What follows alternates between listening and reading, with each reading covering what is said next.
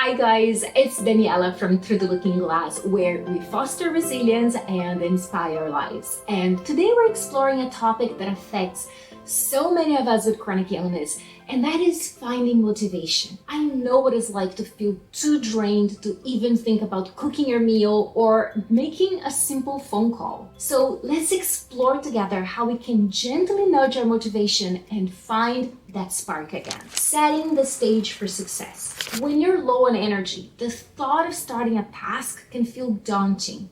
To make starting less difficult, I like to prepare the environment in a way that makes it easier for me when I'm ready. For example, consider preparing meals, which can be exhausting to even think about when you're fatigued. Instead of waiting until you're hungry and then facing the daunting task of cooking, try setting the stage when you have a little bit more energy. This could involve washing and chopping vegetables, organizing ingredients, pre-cooking a few things. That way, when it's time to cook, the more physically demanding parts of meal preparation are already done, and you can focus on just putting it together or even just warming something that you already cooked. This reduces the stress and energy required at mealtime, making it easier to nourish yourself without depleting your energy reserves. Setting the stage is not just about physical preparation.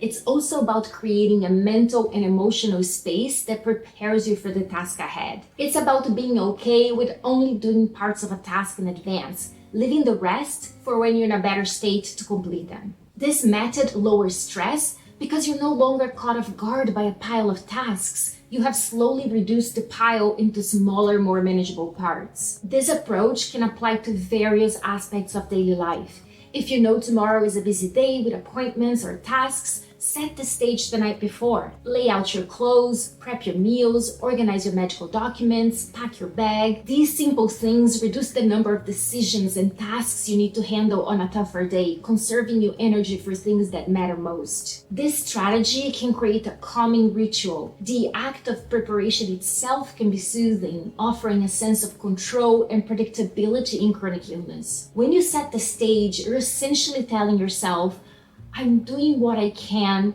with what I have, and that's enough. This mindset is empowering and validating, which in itself can be very motivating. So next time you feel daunted by the thought of a challenging day ahead, consider which parts of your day you can prepare in advance. By setting the stage today, you ease the burden of tomorrow, making each step forward a little easier and a lot more manageable. Next, you're just going to start. Just start. Anywhere. One of the biggest hurdles we often face is simply getting started on a task. The very thought of beginning can feel so scary that it stops us on our tracks. Let's think back to a common experience many of us have had. Writing essays in school or university. Remember looking at that blank page, feeling overwhelmed by the work that was ahead of you? It was paralyzing, wasn't it? But then something shifted when we just started to write down any ideas that came to mind, no matter how disorganized or random they seemed. As we continue to write down thoughts and bits of information, the pieces begin to form a messy but workable outline. From there, organizing and refining those ideas becomes much more manageable. The essay doesn't seem so scary anymore. The same concept applies to any task that feels overwhelming. Just start anywhere. If you need to clean your home but the task feels too big, just start with one small area. Even something as simple as organizing a drawer or putting away a few items can set the momentum. The action of starting changes your mental state from feeling overwhelmed to being in control.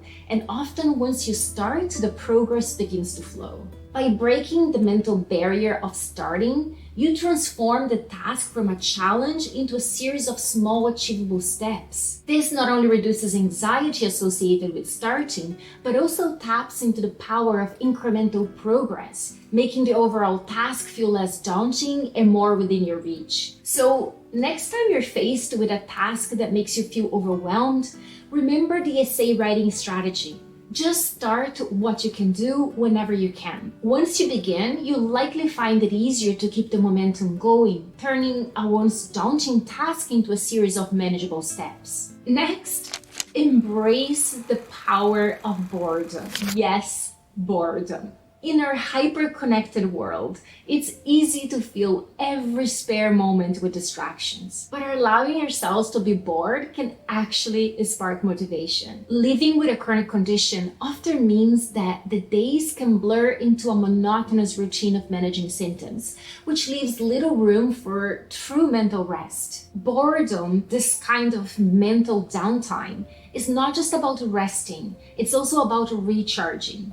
During these periods of low stimulation, our brains can make connections and come up with ideas and solutions. It's like letting a field of agriculture to rest, allowing it to regain its nutrients and become more fertile. When our minds are not constantly engaged, it can reset and allows room for new ideas and views. Embracing boredom can lead to a better understanding of what truly motivates and interests us. In the quiet moments of doing nothing, you might find yourself thinking about what resonates with you, things you might not have noticed before with the noise of constant activity. For those of us manage symptoms day to day, rediscovering ourselves can be a powerful motivation to engage more fully with life. Boredom can also encourage mindfulness and presence.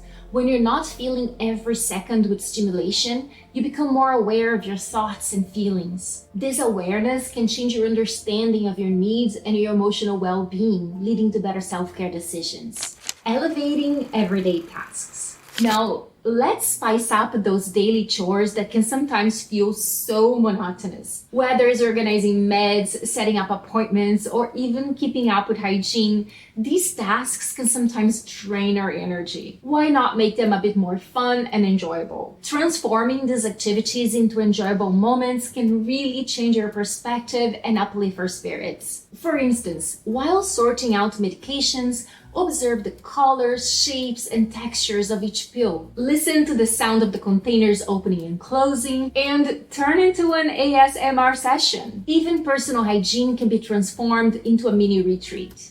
Why not play some music, use your favorite scents, and treat yourself to a little pampering? Use these moments as acts of self-care where you honor your body and mind. And when that doesn't work, I try to shift my focus to the end result. For example, when I see a sink full of dishes and I really don't want to do them, I imagine how lovely the kitchen will look once they're done. I imagine waking up in the morning and having my coffee in a nice clean kitchen. It becomes about anticipating the feeling that will come from having the task done, or the feeling of achievement that makes the effort worth it. This mindset can be applied to almost any task, whether it's doing laundry, organizing paperwork, or even preparing for a medical appointment. I think about the outcome, the end goal, the reason why it's worth your effort. And it's more than just getting things done. It's about creating an environment that uplifts you. So whenever you find yourself stuck or unmotivated, visualize the benefits that will come once the task is completed. This visual motivation can often ignite the spark needed to get moving.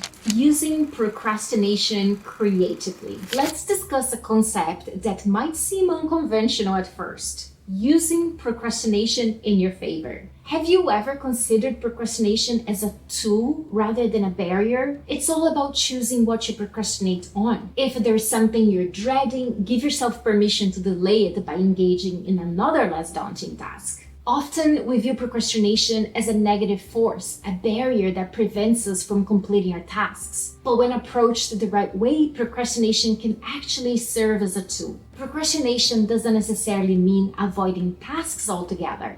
It can involve rearranging them based on our current mental state or physical well-being. If running errands feels too much right now and you're procrastinating it, instead pick something else from your to-do list that feels easier to handle right now, like sorting through emails or watering plants. This way, you're still productive and maintain your momentum, but on your own terms, matching your tasks to your current energy levels and state of mind. This strategy is beneficial because it keeps you moving forward, which helps maintain a sense of accomplishment even on more difficult days. It also reduces the mental burden and anxiety associated with daunting tasks because you're not stuck feeling unproductive. you're actively making progress in other areas. Seeing procrastination in a new light fosters a more compassionate approach to managing your daily tasks. It allows you to work with your body and mind rather than against them, acknowledging and respecting your limits on any given day. So next time you find yourself procrastinating, consider if there's a way to use this tendency to your advantage. Tell yourself,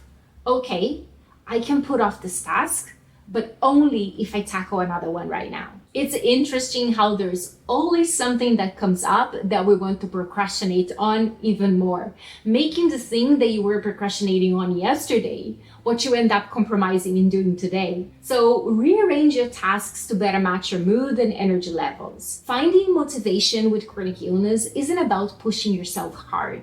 It's about knowing yourself better and supporting yourself through the ups and downs. Using some of these strategies, you can bring some spark back into your life. I hope these ideas inspire you to find small, manageable ways to boost your motivation without feeling overwhelmed. I would love to hear which ones resonate with you, or if you have any other strategies that help. Thank you for spending your time with me today. Take care, and I'll see you in the next one.